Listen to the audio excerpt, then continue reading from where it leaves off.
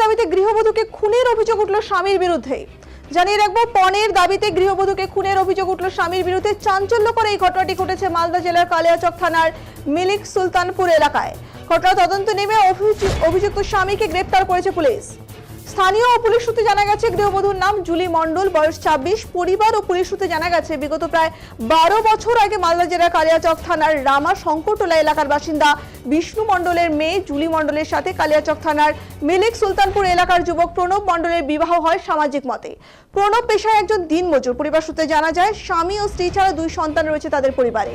মৃত গৃহবধূর পরিবারের দাবি, বিয়ের পর থেকেই শারীরিক ও মানসিক অত্যাচার করত পণের দাবিতে ওই গৃহবধূকে তার স্বামী।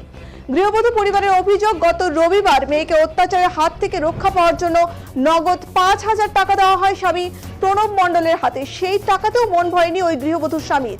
রবিবার গভীর রাতে বেধড়ক মারধর করে ওই গৃহবধূকে। প্রথমে গলায় ফাঁস লাগিয়ে মেরে ফেলার চেষ্টা করে। সেই সময় মৃত্যুর হাত থেকে রক্ষা পেলেও পুনরায় সেই রাতেই ওই গৃহবধূকে মারধর করে কীটনাশক খাইয়ে মেরে ফেলার অভিযোগ ওঠে তার স্বামীর বিরুদ্ধে বলে অভিযোগ। এরপর গৃহবধূকে তড়িঘড়ি উদ্ধার করে মালদা মেডিকেল কলেজ হাসপাতালে ভর্তি করা হয়।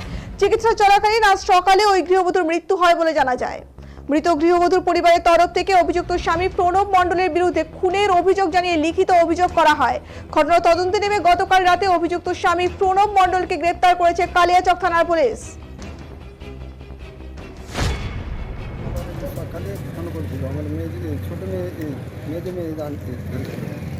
ধরার পর মেয়েটা বলছে আমি যাবো, তো কোনখানে মেলা দেখতে, তো মেলা ছুটে হ্যাঁ, তো বলছি মেয়েটা বললো কি এখানে রেট থাকবি, হ্যাঁ থাকবো।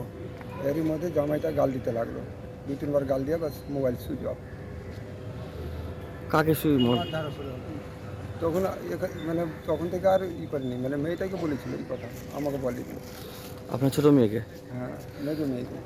তো কে মারধর করেছে? জামাইটা। কেন মারধর করতে কেন? ওইটা কি কারণে বলবো, হয়তো টাকার জন্য বললে না কিছুর জন্য বলে মারধর করছে। টাকা পয়সা দিয়েছিলেন? হ্যাঁ দিয়েছি, আর আগে কতবার টাকা দিয়েছি। টাকার জন্য কি মারধর করতো? হ্যাঁ, টাকার জন্য মারধর করতো, অশান্তি করতো, ফোনে কথা বলতো। দাঁড়ান, আপনি বলতো যে এই বন্ধন লোনের জন্য আর LICর জন্য, LICতে টাকা জমা করতো।